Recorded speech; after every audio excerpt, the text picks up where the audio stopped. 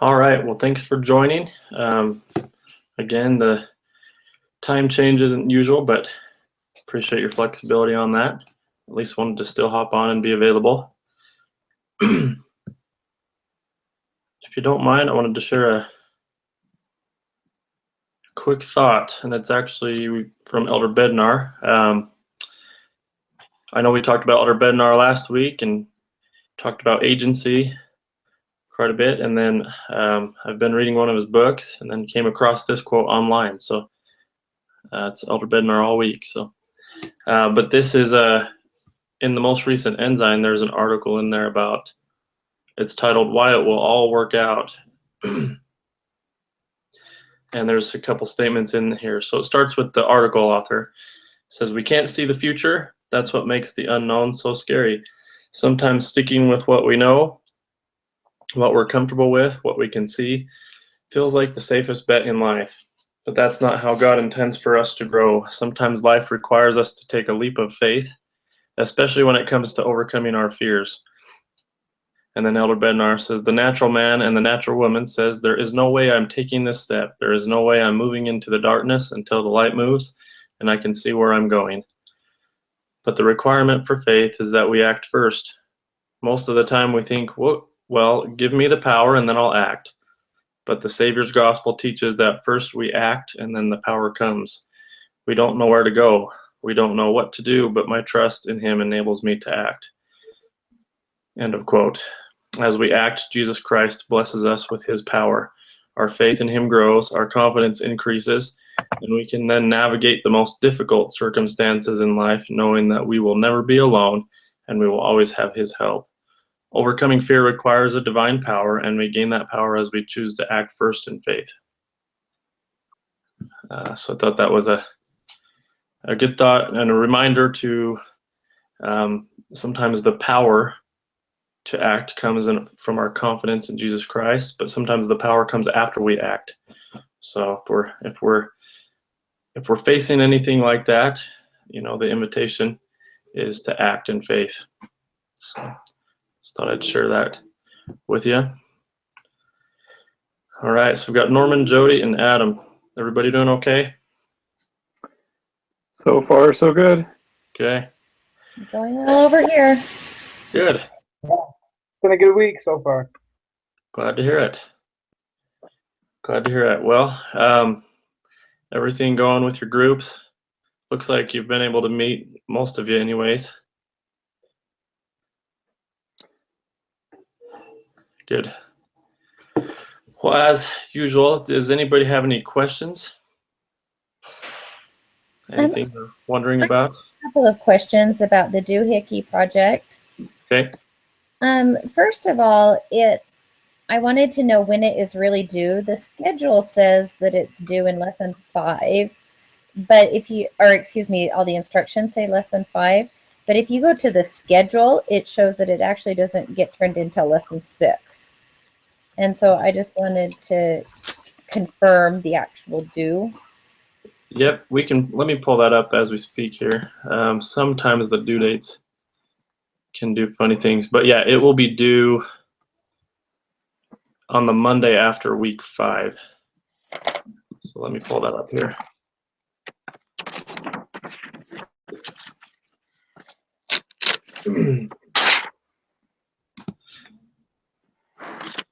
So yeah, it's part of week 5's assignments. And let me verify here. So it's listed as May 17th.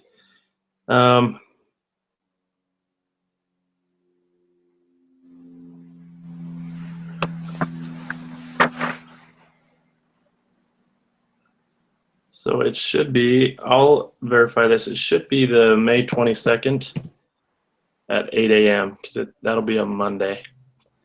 So I'll be sure to verify that and adjust that date. I don't know why some of those get shifted. So. Okay, thank you. You're welcome. So that gives you a little more time than it says. I had a little question about the Doohickey assignment too. Just from an overall standpoint, we're going to be in the same group the whole semester, correct? Correct. Okay, so then there's going to be several doohickeys papers, like 4. Yeah. Yeah. You'll have 4 different papers. Okay, so each of those 4 is going to be like 3,500 words, 3,500 to 5,000 words. Because in other classes where we've had group papers, you've done like a little section of it, each due date, that Oh. adds up to like one whole paper at the end. So I just wanted to Okay. clarify, these are separate papers. Are they all going to be based on that one, excuse me, on that one description of the doohickey company and their problems? So like the next paper, you're going to have to find 3 additional problems. Yeah, good question to clarify, Norman. So, yeah, you'll have a new paper each time, and you'll have 3 problems in each paper. But each paper is going to have problems based on the content that we've covered in the previous weeks. Okay, so the content's not going to change. Yeah, so Okay. it's the same case, just a different. You're just going to be looking at different angles. So for the first paper, you're going to want to identify problems, surrounding teamwork, performance appraisals, which we're covering this week. The other areas would be lesson 4 would be equal opportunity law and diversity, and then lesson 5 would continue with equal opportunity law specific to harassment. So picking problems in the areas that we've already studied gives you a leg up. So just keep that in mind, because you'll see other problems. You're going to see a need for, problems surrounding benefits or compensation, but it's best if you wait, because we'll cover that later in the semester. What I'll do is I'll get a note out on that just to kind of outline the different topic areas that each paper will have impact with. From your experience, is it best for a group to maybe the first week, like say this is week 3, focus on finding the biggest issue with teamwork and performance management and kind of tackle that and solutions for that, and then next week focus on the next topic and the other one, rather than trying to work on, say, sexual harassment before we've even studied it? Yeah, that's a great way to do it, Norman, because you're kind of tackling the problems as they come and as we study through the different topics, instead of trying to tackle a problem that we'll maybe address in the class later down the road. So yeah, so this week, if you're looking at doohickeys and reading the case study with doohickeys in mind, that is an efficient way to go at it, so you're not backtracking or doubling up on work and stuff like that. So yeah, great way. And then you've got, this week, for example, the Army crew team case. You've got that reference material plus all the readings surrounding teamwork or performance appraisals. Use that as your reference to the problems that you address in the paper. So. Sorry if I'm monopolizing this, but I have a lot of questions. No, that's fine. That's what this is. Yeah, you brought up mentioning the discussion. For the team leader report, it seems like it's less of a report of what happened with the group meeting, but more of kind of what the team leader learned that week. Is that correct? Yeah, it's more of an individual assignment for the group leader, and each group leader assignment's a little bit different. But the group leader just responds to the assignment according to the instructions and submits for that. So sometimes it's just a write-up. Sometimes it has some reflection questions, things like that. So, but keep in mind that only one person will be doing that each week, and you only have to be group leader twice throughout the semester. So, you know, if we get closer to the end of the semester and you've all been group leader twice, then you don't have to worry about those other group leader assignments. And you can just volunteer, or you know, somebody can say, "I'll take it next week," that type of thing. Yep. So some groups, they'll kind of line out a schedule. Others will just kind of volunteer. Just kind of get to pass the baton on that however you want. So. Good questions. All the moving parts of the class. If you, as you kind of get the flow of it, you can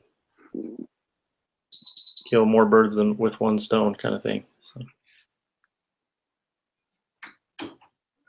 Other questions out there?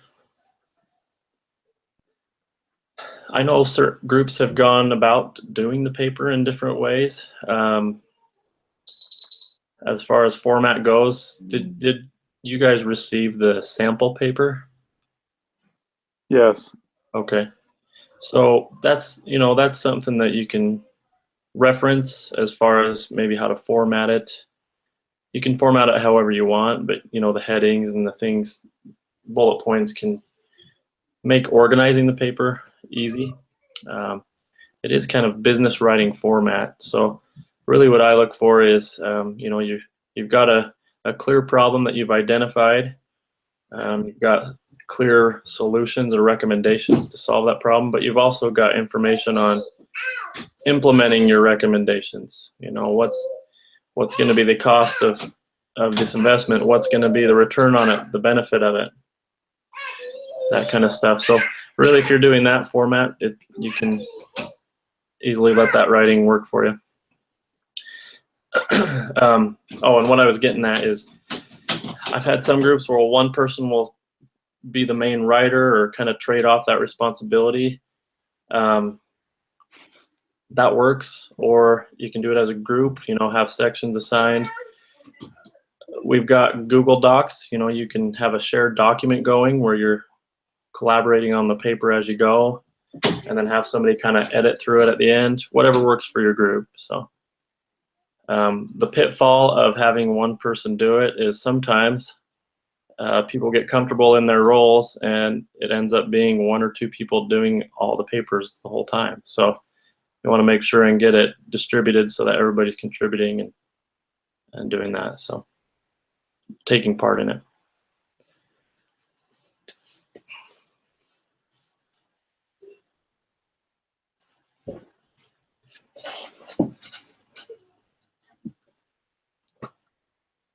Any other questions about the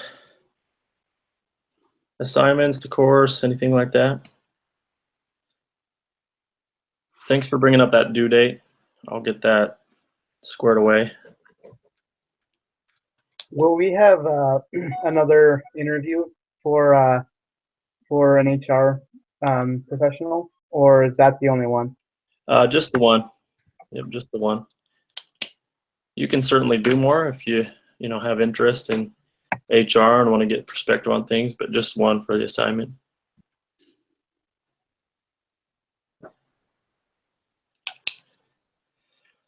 And as far as grading goes, I try to stay on top of grading. The quizzes will auto grade. But any of your assignments, I work to stay on top of that. I'll always usually have everything graded within a 7-day turnaround is the plan. So if any of you are wondering about that, that's the pattern, is no more than 7 days from the due date of the assignment. I'll have those grades posted for you.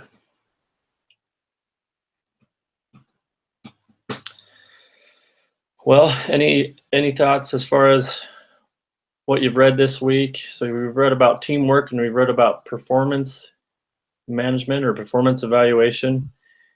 So we've all got our varied experiences. We've all got different backgrounds and experiences with those things. Any new thoughts or things that you've learned come up individually or in your groups that you thought were interesting?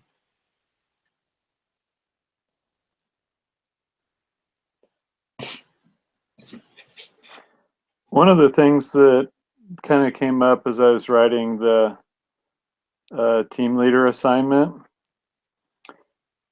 was, you know, it asks for an example of a group or team you've been in that's not been very successful. And I used school class groups as an example. And so I'm just kind of curious what your thoughts are as far as the structure, what I would consider structural deficiencies of school groups.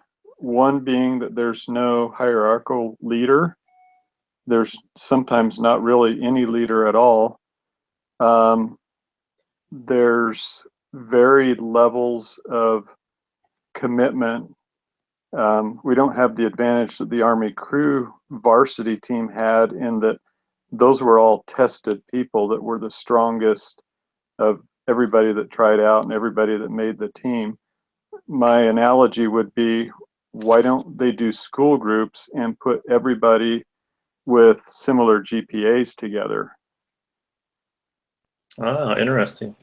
So I'm just kind of, because I found school groups to be very, I don't know, I guess the best way to say it would be unfulfilling. Okay. And in other terms, very frustrating. Yeah. And I, you know, when I bring up these structural deficiencies that are kind of built into the system, you know, poor communication because of, you know, the methods and long distance and different schedules and things like that. You know, the instructors say, well, you got to learn to work in groups in real life, but you know, these aren't real life groups. I mean, if you're working in a group at work, you've got a manager or somebody. You've got accountability. You'll get fired if you don't do your responsibilities, you know, those types of things. And so I've just found school groups to be very lacking in, number one, learning how to work as a team, or number two, getting things accomplished in an efficient and productive manner. So I'm just curious at what your thoughts are. Yeah. No, it's a great set of questions. And, you know, I think I can relate to what you're saying. There's, you know, there's frustrations, there's a lack of fulfillment at times, there's challenges. Would you all agree? Yeah. I think we can all agree with you there, Norman. So,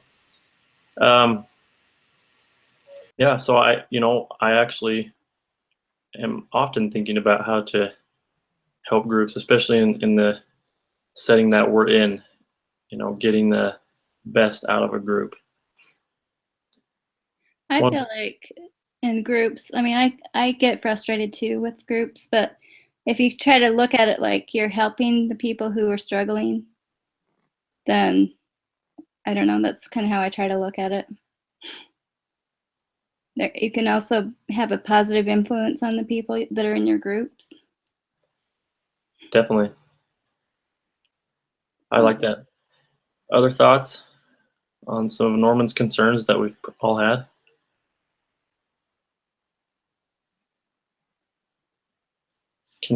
Anybody had a school group where things did go well? You know, probably not perfect, but where they went well? I had a class last semester where things went quite well. It was a really big project, international business, and we actually had a very functional group. I think probably the only one I've truly had in my experience so far. You know, usually there's, you know, one or two, three, maybe three people that kind of do a lot of the work, but this one was very evenly yoked, and I think everybody did a really good job. Well, good.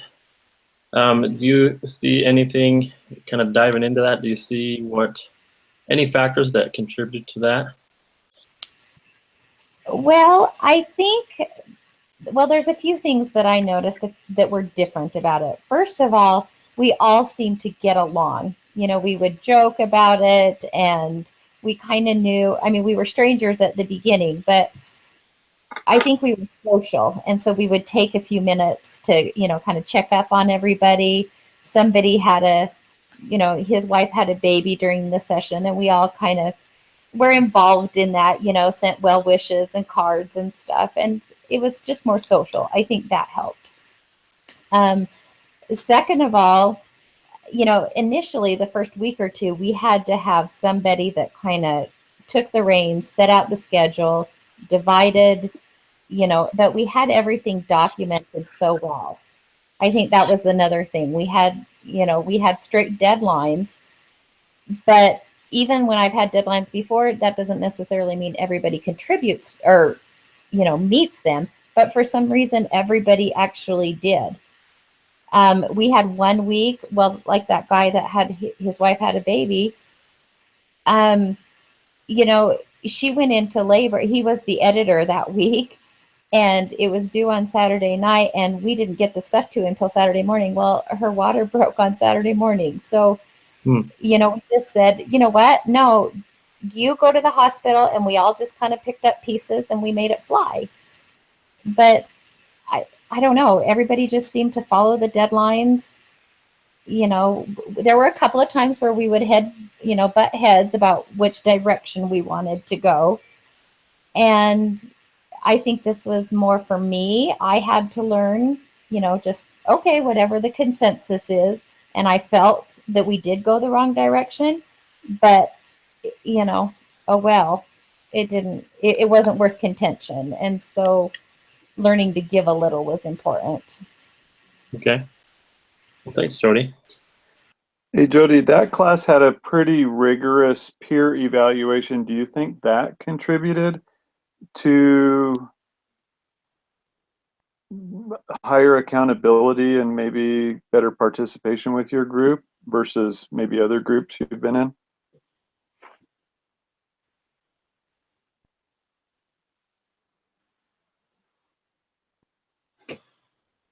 Jody, did you hear that? Oh yeah, sorry, I was talking, but I forgot I was muted. It's interesting that you should bring that up, because we actually discussed, how individually we approach grading each other. For me, I took it quite serious, and I think the instructions said most people should be graded 3s across the board, and then you would have an occasional 4 or 5. And I took that very seriously. So I started with everybody with a 3, and then I would say, you know what, this person might have done a little bit more. I was really impressed with this, or whatever. But then as I was asking somebody else, they said, you know what, I just give everybody 5s. I think we're working great. I think everybody's doing fabulous. And so we all graded so differently that I don't even know if it was relevant. I wonder how, I don't know. I don't know how effective it was because they were so different. Yeah. That's one thing I really enjoyed about reading the evaluation, the new way of doing evaluations where you check in more often. I mean, this isn't related to school, but I think, work-wise, that's really a neat way to do it. I don't have that at work. We do it once a year, and it's like a chore, but. Yeah, the annual review. Yep. Yeah. So, but I think we learned some of those things, how to evaluate people and how to, in school, even though it's not the same situation, we learn that about, if they aren't doing a good job, you have to evaluate them correctly. Mm-hmm. So, and that did remind me, with that group, we actually were texting almost daily about things. We would have a question on our part and say, hey, so-and-so, I've got this part, you've got that part, we've got to make it mesh. What do you think? And so I know that there was constant communication, I'm sure daily throughout the whole semester. I was just going to say, I think communication plays a huge role in that way. And then also with the clear expectations for every group member. I've been in groups where I don't think everybody understood exactly what they were supposed to have accomplished by the end of the week or by the end of the project. And so it made it really hard for that individual to get done what they need to get done. So just having things really specifically outlined for what one person is supposed to do and then another person really helps in that. Good point. Yeah, great thoughts, and it's a great question, Norman. Something to really think about, and it definitely applies to what we've studied this week, especially with, we've talked about the teamwork and then also the evaluation of performance. So what the balance of how we evaluate ourselves versus evaluate others. Assessment itself is challenging. Self-assessment is sometimes even more challenging. And so the problem of self-deception is out there too. Hey, I'm doing great, but everybody else, they're not pulling their weight. If we can start with ourselves and then look elsewhere, I think that's important. I'm not making any sort of accusations. This is just something that I've experienced where, what's the statistic? There's a 70% of all engineers say they're above average. It's like, wait a minute, that doesn't work out, does it? So self-evaluation is a challenge. Self-awareness is a challenge. A great book on that from the Arbinger Institute called Leadership and Self-Deception is a great little message about that. Pretty quick read. So with all your reading you're doing for school, more to read, but great little book about that. So the message from that book is, we've got to get out of the box. Am I in the box? And my wife and I are aware of that story, and we'll call each other out sometimes. Oh, I'm in the box. So we get looking elsewhere, but we forget to look inward first. So that's always a thought that comes to mind for me. I try to be very, very self-aware first, so that I can have more influence. But yeah, great thoughts. I mean, with what you've all shared, we've kind of hit on some important things. Big one is, building those relationships, getting to know one another at some level. That develops that trust, and then being organized, having a plan. Victory through organization, laying out what's expected. I think that's a huge deal. We know how it goes when things aren't clear, and we know how it goes when assignments are specific and clear. And so that would be a plug. And that final one was something that Nancy mentioned, was the service.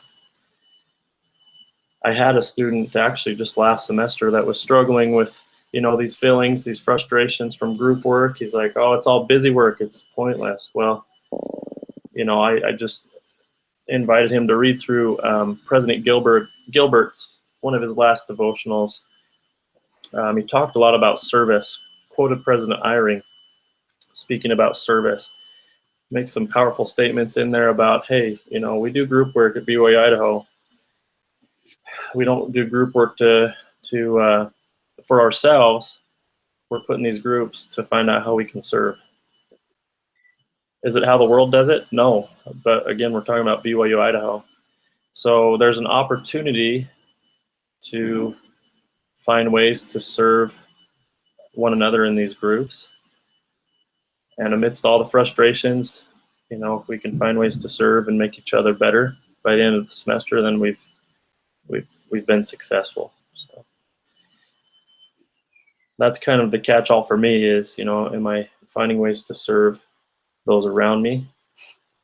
And as a result, if we have that service mindset, our group can get better, our group can improve. That's not to say you still won't have challenges, and we do have difficulties, and somebody will disappear, and we have to work through that, but just do the best we can. I will locate that talk. There's some great quotes in there, and I'll get that shared with all of you. That's good. Yeah, and that's the challenge of teamwork. We have different settings, but really teamwork needs to be founded on these certain things. And you've mentioned a lot of those the social interaction, the organization, service, flow of communication. Establish your expectations for communication. What tools are you going to use, how, when. I think the more specific you can get, the better. Any other thoughts about group work in school based on Norman's questions?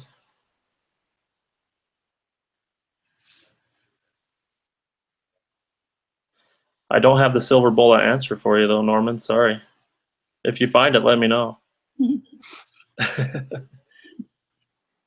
I sure will. Yeah, it's an ongoing question for me. But as far as why we do it, I think that's what I've settled on is the learning model. There's power in learning from one another. And we get to draw upon the perspective of others, which I think is important. The pool of meaning. If you've read a book, there's a book out there called Crucial Conversations. And the author refers to the pool of meaning. So let's see, there's 6 of us here in this conversation live. So we have 6 perspectives in this virtual room. And so if we're talking about an idea, we all have different experience, different perspective, different thoughts, and we're all going to have hopefully the inspiration to guide and expand the thinking. So the pool of meaning is we all contribute to that pool, and it's the idea of synergy, kind of like in my intro video, the idea of synergy, getting more together than we can from ourselves.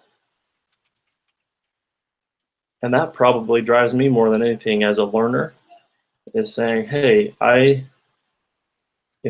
interested in this person, they're guaranteed knows something that I don't. Let's put that together and see what we can make of it.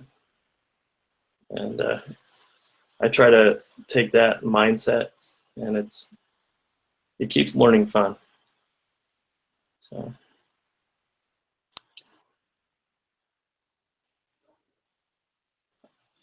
I guess you could apply it to, oh man, I'm in sacrament meeting and it's a boring talk. What do I do? So, what did you think about the Army crew case?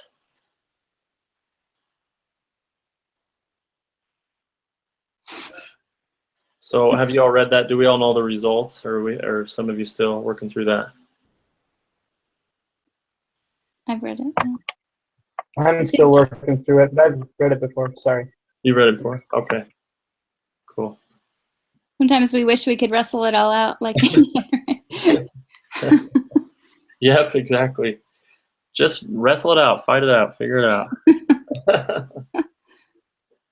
That's not how it works in the real world. It's not. Figuratively, it might be the case. As an HR manager, a lot of times you're dealing with individuals that aren't getting along with someone or have issues with interpersonal interactions with people. My first question to that is, well, do they know that there's a problem? Have you approached this person? Mm-hmm. And a lot of times, sometimes the answer is yes, and there's other issues that we've got to work through where they've done their part to try to figure it out. A lot of times the answer is no. They just come to HR and want HR to fix it. Yeah.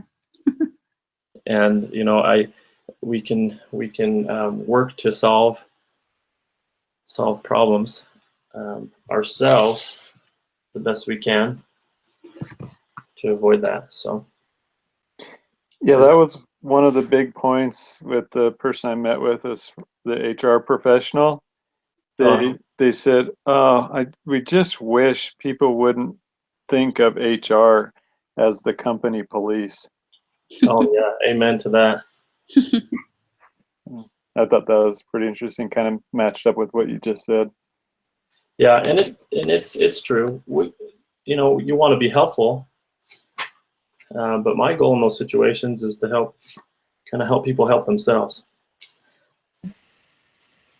So, You know, in the interview, the person said that they really wish that people would understand that their sole purpose is not there to help the employee, that they, you know, really are trying to help the company and, you know, kind of navigate, make sure that everything is okay with the company too, to protect the company and to do things like that. And I thought that was interesting because as employees, that's not how we perceive it. yeah, you got some good advice there too. Yep, that's, you know, I know in speaking with the director of the company I'm in my region where I'm working, that's what she expects of us. She's like, I need you to do the right thing for the company. So hopefully, you know, line up doing the right thing for the employee, but in the end, we got to do the right thing for the company too. So it's a balance. So has your perspective changed? You know, we're just starting. Has your perspective changed on the role of HR? So if HR is not supposed to be the police, what is HR supposed to be? I actually had my interview with my HR professional earlier this week, and we talked about that. He explained that in the beginning of HR management, it was really like perceived as an administrative role, but now it's become a way to help the employee kind of rise to whatever goals they have set for their future, and to help them set goals for their future as well, and make a plan and really work towards for themselves. That's a great thought. Yeah, development on all levels. You know, development of the individual, development of the team, the manager. What's their next step? Help them get there. They kind of described it as, excuse me, managing the assets just like you'd manage the physical assets, like a plant or a factory, and where if you know they needed a new roof or machinery needed repair or upgrading, it was managing, you know, the human assets of the company. If an employee needed more training, getting training. If they needed something new or upgrading, you know, bringing in those people with that expertise and those talents.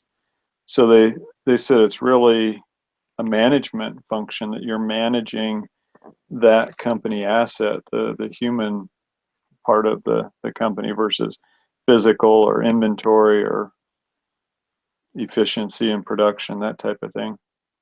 Yeah, it's a good perspective. And assets are designed to, or should be, increasing in value, right? Just like human capital should be increasing in value. So that's something yeah, keep that thought with you, because as we'll talk about different things with training and development and compensation, succession planning, what is value? How do we promote that with what we do? That's a great point. Other thoughts? I see Megan with us. We haven't heard from her. I don't know. Can you hear us, Megan?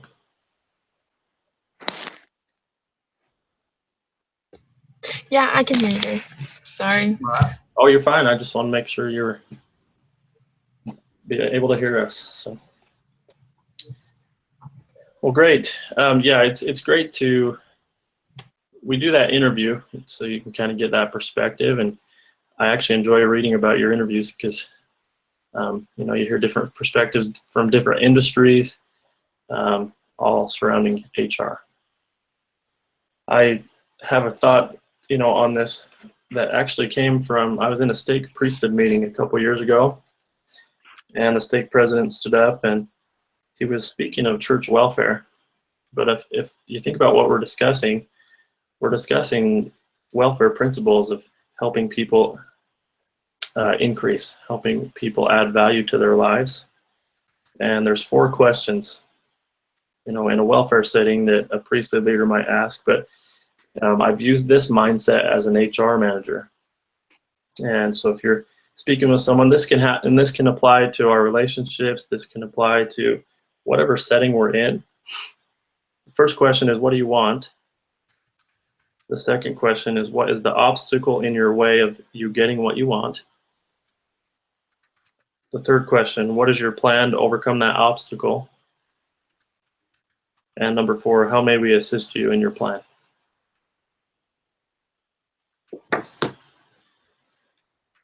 And I think that it puts the ball in that person's court, you know, creating ownership. If we can create ownership for what we do and help people create ownership for what they're trying to accomplish, we want to know what they want, we want to know what their goals are, what obstacles they're facing, then we can help them. And I think that those questions, I jotted that down and I've referred to it many, many times since. So just some thought on that. Good. Any other thoughts on that or anything that brings to mind? Or any questions for me or the group? I have a question about our discussion. Are we supposed to be like commenting on everybody's meetings, or are we supposed to be, are we getting graded on discussions at all in this class, or? No, you're not required to go around and comment. You certainly can, and that's Okay. one of the benefits of the community. And as you come across things that you want to share and things like that, you're welcome to post that in for everybody to see. The main thing is, you know, meeting together with your group and having those interactions kind of replaces the discussion board format. Okay. So, all right, thanks. question. You bet.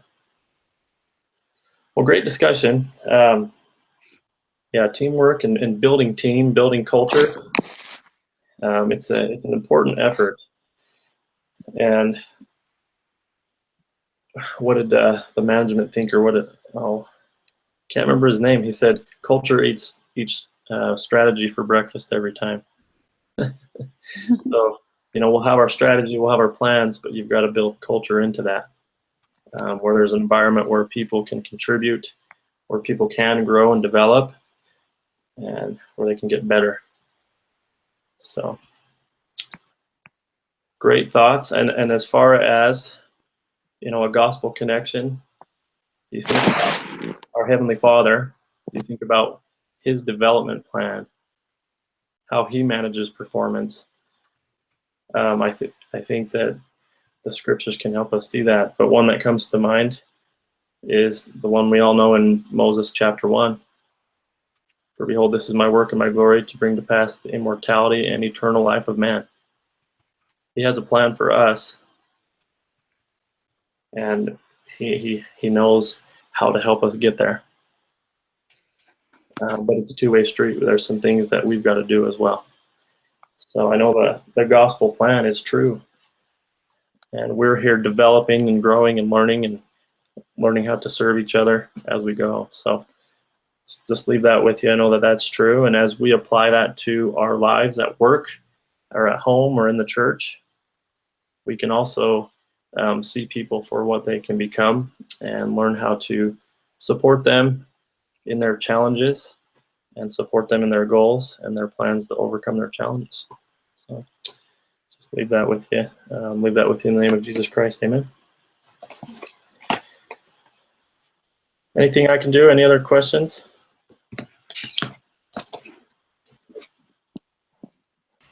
No, I don't think so. All right. Well, thanks so much for joining. Thank you. Thank you. You bet. Thanks. Hey, you bet. Take care. Have a good night. You too. Bye. Bye-bye. Bye-bye.